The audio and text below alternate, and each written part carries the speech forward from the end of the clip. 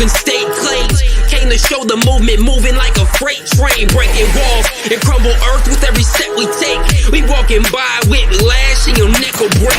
Never let it stray, so say it wrong, we'll set it straight. So coming at us with an awkward demeanor is leaving your life in the dead of fate. So pedal straight, avoid these shots, we send it all costs. Truly believing that it'll be different, we watching your body get hauled off. Simple as this, we giving the vibe of the revolution that we living within. Diminish the doubt of the haters that talk on the low because of this minuscule shit.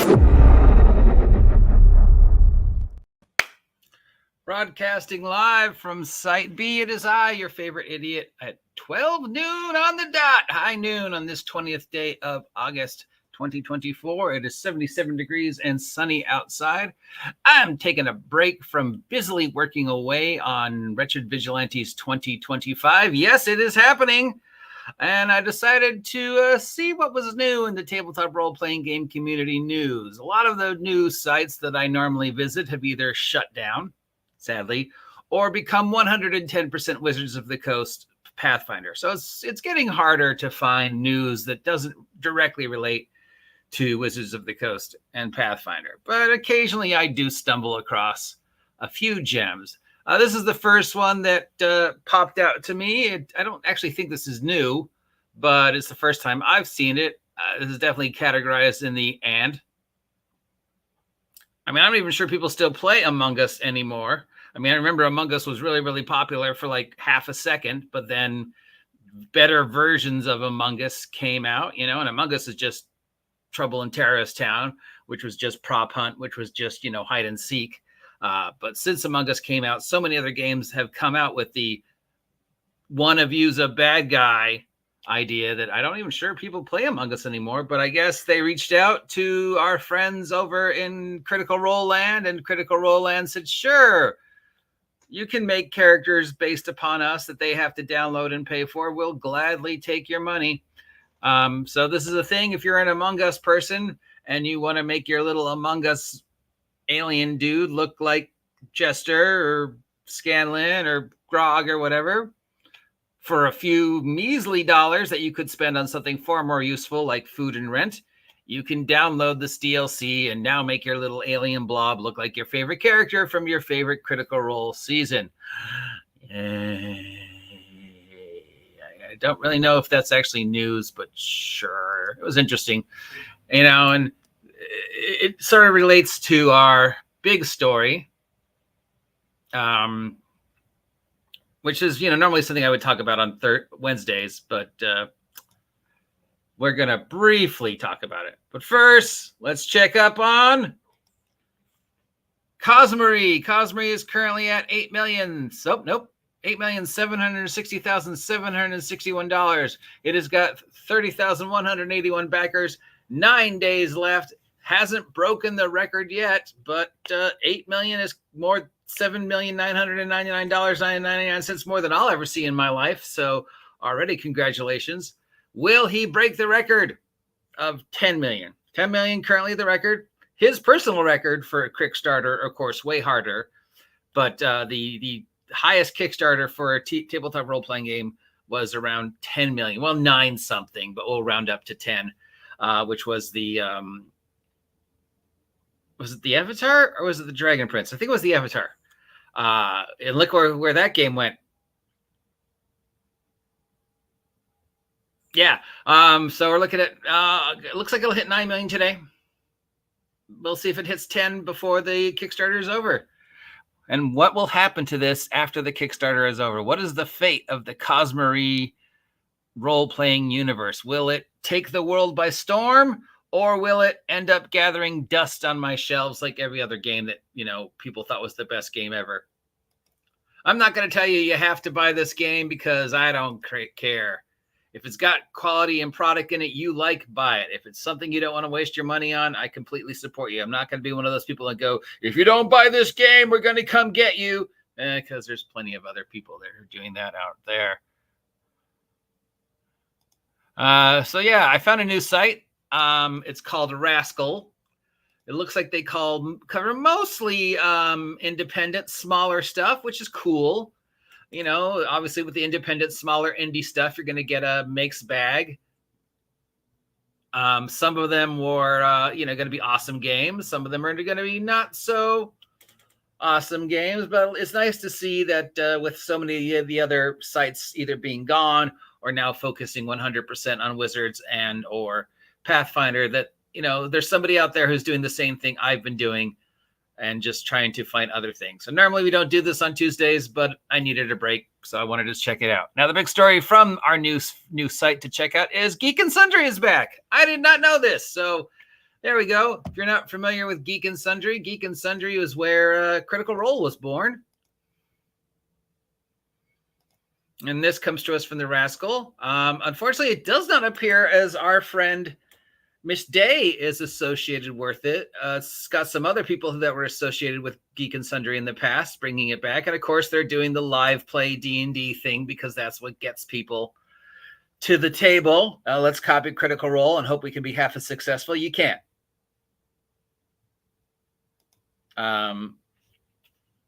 You can't reinvent the wheel. I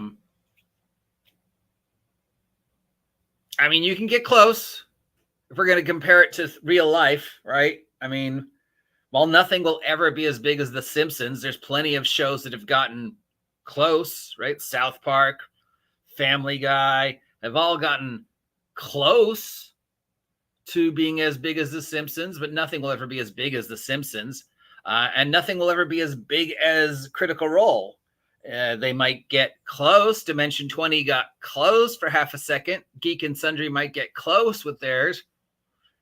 But you have to create something new and original, or you'll just get lost. Because for every Family Guy, there was 100 Gary and his demons where, tried to recreate the thing and just failed miserably. So it's got to be unique enough to get people to go, I want to watch this instead. But to just, I don't think they can recreate it 100%. But yeah, the biggest neat thing out of this is it doesn't appear Felicia is involved with this. Some of the other people, but not her, which is strange, but maybe we'll get more on this. This was only announced like 20 minutes ago that Geek and Sundry is back. So we will see. I would love to see Felicia back. But she's still out there. She's still doing things. I think she's more behind the scenes these days since she had her kid. But, she's still out there. I almost met her. I got very, very close to meeting Felicia Day. She's definitely one of those. If I'd been 10 minutes faster, because she had come to the friendly local game store that I used to hang out at here at Site B in Ventura, California. Because of she, apparently, from what I've been told, because of me, she'd seen my video or one of my videos and talking about the place. So she came to the place, but unfortunately, I did not know she was there. And she had the misfortune of encountering a rather rude and sexually aggressive individual that made her turn around and leave and never come back. And that led to furthering some of the already disastrous reputation that the store in question had. So yeah, that was something that could have gone better had I just been there, but whatever. Hello, Miss Day. If you are out there somewhere in La La Land, congratulations on Geek and Sundry being back. Hopefully we will see you back at the table gaming again. Okay. Now, the other thing that is not directly related to Wizards of the Coast is apparently Jeannie D made a thing. Jeannie D made a thing, and people are talking about the thing. Driving and Dragons did a very good video about the thing.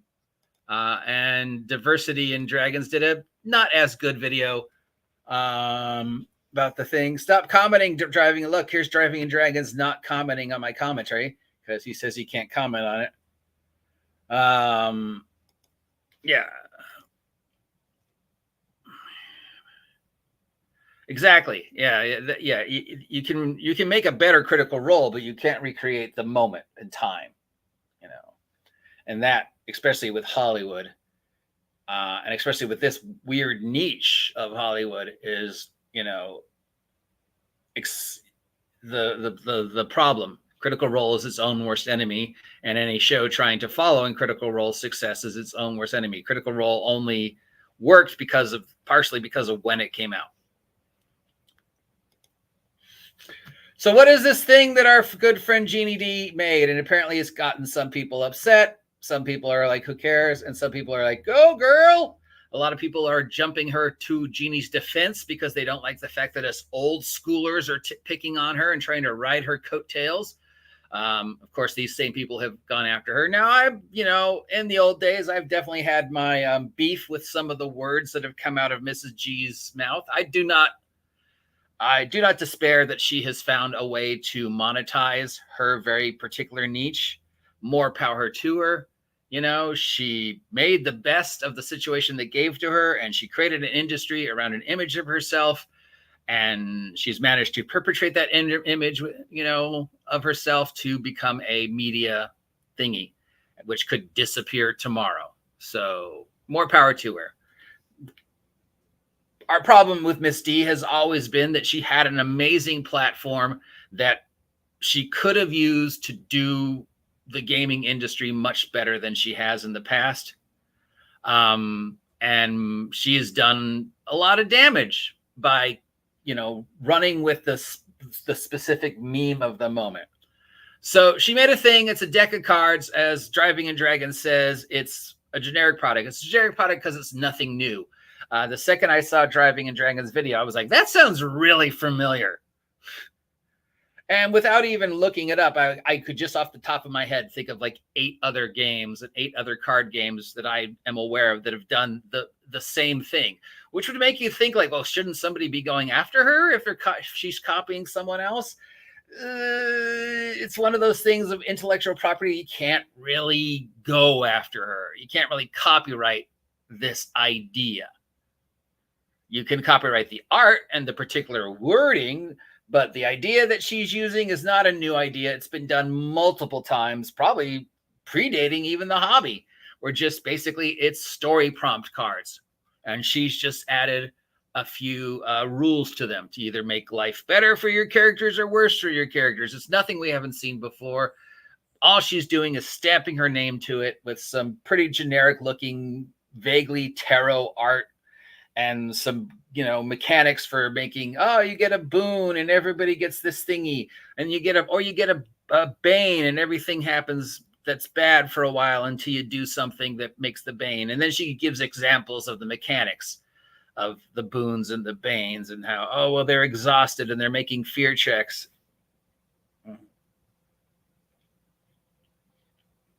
And stuff like that. It's like, this is wonderful. I mean, having a card that reminds you what the effect is. Sure. We've seen those before. It's no different than when we had the little, people were using the rings from sodas to mark different effects. And then somebody saw that and monetized it and put out those colored rings for a bit. And each color represented a different effect. And you just took the little rings and then until some kid swallowed one. And then they went, maybe we should stop using the soda rings as a prop for our game. And I don't know, just write it on a piece of paper like we've done for 10,000 years. And everybody went, yeah, the soda rings probably was a bad idea, come to think about it. So this is the same thing. It's a card. The cards tell you things like, until you do this, you're exhausted. And it builds up. Okay, great. Again, effect cards, things to remind you of effects, fine. Making a deck of cards that gives you story prompts because you're not imaginative enough to come up with your own, fine, whatever. I'm not going to besmirch her a chance to merchandise off of something that was already done. It's an easy win for her.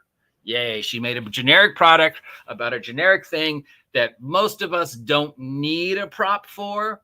I would trust my players to remember and act accordingly. And if not, I've got notes.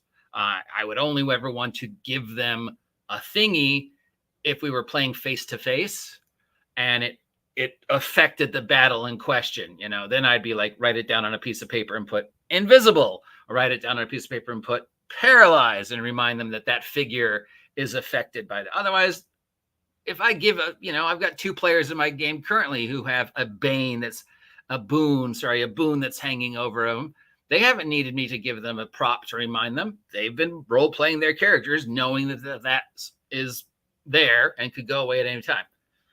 That said, as usual, it's like, are we making mountains out of molehills? Is we just using this just another chance to ride Jeannie's coattails and pick on her for being Jeannie D? Oh, I'm Jeannie D. I did the exact same thing I always do, and the exact same people are going to say horrible things about me, and the exact same people are going to say wonderful things about me, and I'm going to take the money to the bank no matter what you say. So after a while, I was just, why bother saying it? It's not like she's going to change. It's not like she's listening to us.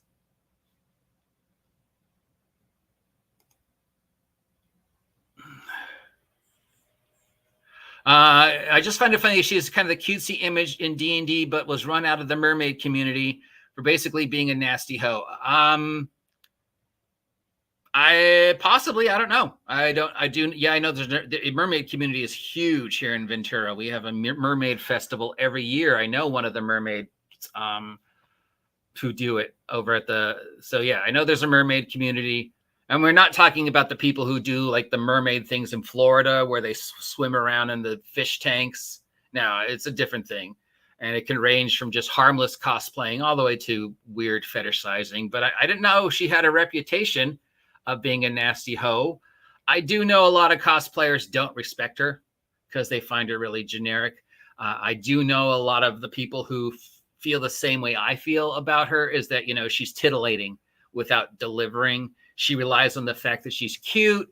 She relies on the fact that shows a little boobage every now and then. And she knows that that's going to get a few people off. Whatever. If I have to choose my favorite geek female who cosplays, it's going to be Jessica Nagiri. And you guys know that. I'm a huge fan of Jessica's because she's honest. And she's always been honest about it. She's like, day one, look, I know you guys are going to look at my tits. I might as well get paid for it. So yeah, if she has a bad attitude, I wasn't aware of that, but I don't know. It does seem like she might. I mean, it can be hard to continue the act of being Jeannie D 24/7. I can imagine. But give credit where credit is due. She did get Jeremy Crawford to verbally admit that 2024 Dungeons and Dragons was a new edition. Nobody else had done that since or before that. She did catch Kyle Brink in several things when she interviewed him. So she has her moments. I mean, I'm not going to besmirch her making some money because, I'll do the same thing. I want money. Now, finally, we don't normally do Wizards of the Coast news on Tuesdays because I promised you guys we were going to move that to Wednesdays and only do Wizards on Wednesdays. But I saw this yesterday from our good friend over at Driving and what's her name? Dungeons and Discourse. Where she did every one of her things is the latest D&D scandal. And that's her big thing, and then she's got a great sense of humor. Last night she did the most insane Dungeons and Dragons to pay the rent. We'll cover this more tomorrow at our Wizards of the Coast thing, but I wanted just to, again, in the never-ending I told you so. I would categorize this over anybody who's still disasterifying. Disasterifying, is that a word? If it's not, I just made it up. Disasterifying this now story. And basically all these stories lately coming out from people who are milking the Wizards of the Coast controversy engine can be broken down to what I am referring to as, oh no, Hasbro's doing exactly what they said they were going to do. Oh no, I think I'll have a heart attack and die from not being surprised. I mean, the OGL thing came out of nowhere. That was out without any warning. Nobody thought they were going to do something that. The Pinkertons thing, again, out of nowhere. What? The constantly changing facts, again, that comes kind of out of nowhere. But most of the mainstream stories for the past 2 years have been stuff they told you they were going to do back in 2020. Guys, I told you this was going to happen. They told you this was going to happen. You don't have to believe me. All the Scott Garabys and all the other people who time and time again told me I was an idiot and the Wizards wasn't going to do this. I'm like, fine, don't believe me. go to their website. It's listed on the Hasbro site. Communications. You can just go to the emails that they send to the people who hold stock, like me, where they tell you the plans for the next quarter. The digitization of Dungeons and Dragons. Chris Cox coming out and saying D&D can no longer support itself despite being a billion-dollar industry. So we will have to continue to do what we've been doing and said we were going to do since 2020. They told you they were going to do this. I don't feel bad anymore that people are surprised. So you're either reporting these stories because you're like me and it's the source of your livelihood. You still believe that there's some good in Wizards of the Coast. You're making fun of them like she is, or you're just milking the rage for cheap heat. I mean, there's nobody out there should be surprised except for maybe Garby. In this shitty shit Wizards of the Coast is doing, because it's stuff they said they were going to do, guys. Now, we'll get more into this tomorrow and Chris Cox, because, Wizards of the Coast Wednesday is Wednesday. But I just wanted to acknowledge the latest Wizards of the Coast controversy of the set moment about them doing exactly what they were. Oh, no, they're monetizing D&D. Excuse me, I think I'm going to have a heart attack and die from not being surprised that Wizards of the Coast is doing exactly what they said they were going to do. In other news, yeah, gravity still works. That's still a thing. I'm looking out my window and gravity still works.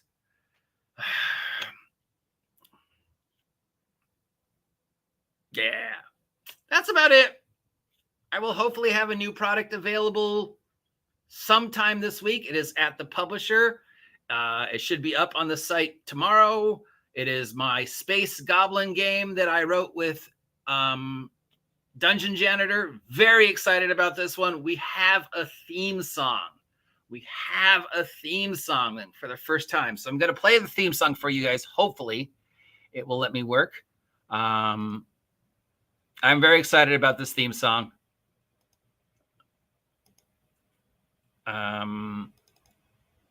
So we'll see if I can play it. So this is the Goblin Galactica is the name of the product. It should be out tomorrow or sometime this week over on Postmortem Drive-Thru. And I will leave you with the Goblin Galactica theme song created by GRIMJIM. If I can get it to work. Nope, hold on. There we go.